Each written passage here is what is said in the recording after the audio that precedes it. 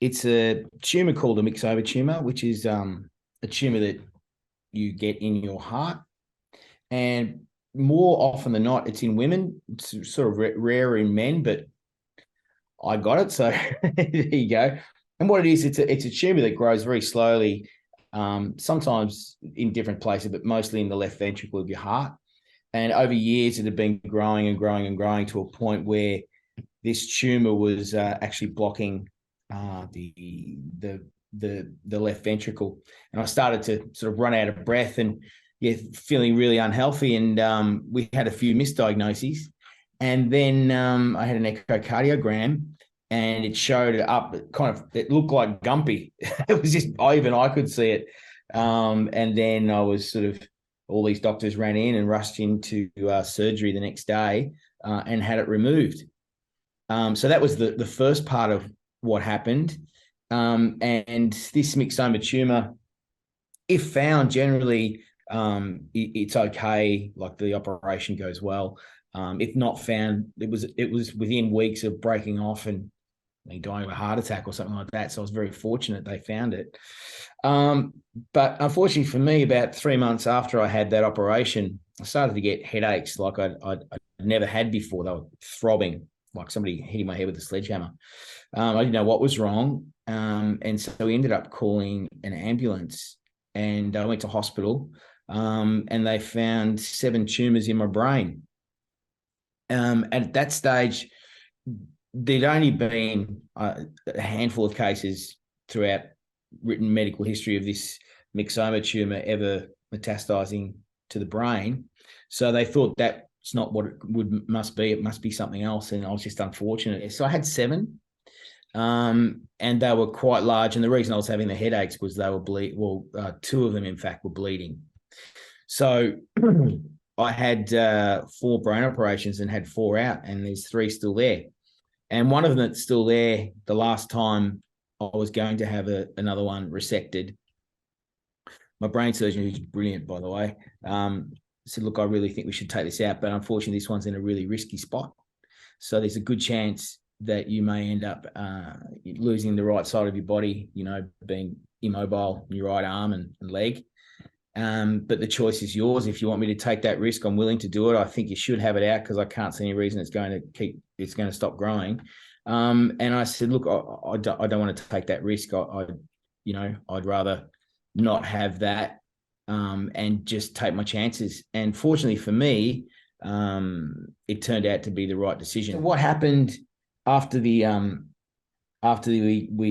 did the first brain operation? I had an oncologist come in and tell me that, look, I'm really sorry that we suspect that this thing is a melanoma tumor and it's very advanced. The size of the tumor and the fact that you've got all these other tumors means that there's really not much we're going to be doing. The probability that, it's throughout your body is high.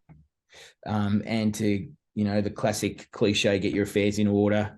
And at that stage, I think it was about September 2012. And he said, look, if you make it till Christmas, we'd be very happy with that.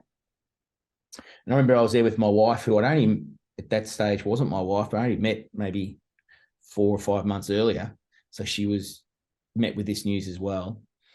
And just having being hit by a bus, just silence and not knowing what to do. And she actually started crying before I got really upset, because it just didn't hit me the significance of what was happening. Most of the people that have had this pass away, and these tumors were growing. They'd found some blood vessels in my brain, and they were growing problematically in different parts of my brain. So at that stage, if they kept growing at the rate they were, I wasn't going to make it too much longer. For whatever reason, they started to slow down. And about 4 years ago, they'd slowed down to a rate that if they were going to kill me, I'd be like the age of 100 or 90. So it's not anything to worry about. Just get on with your life. I've been in the music industry all my life since I was 14. And there was a friend of mine that said, look, they're looking for somebody in the industry, and with obviously what you've been through, the story, it would fit with consistent with going on there. because they like to have somebody on The Voice that has a good story to tell. Obviously, it was a good story, and I had 3 young kids and as well. So I said no initially, and I remember my father called me an idiot and said, "Don't be stupid. You should go on there, leave a legacy. If anything happens, at least you'll have something everybody can look back on." And so then I decided to go ahead, and I did pretty well. I got to the finals on Joel Madden's team.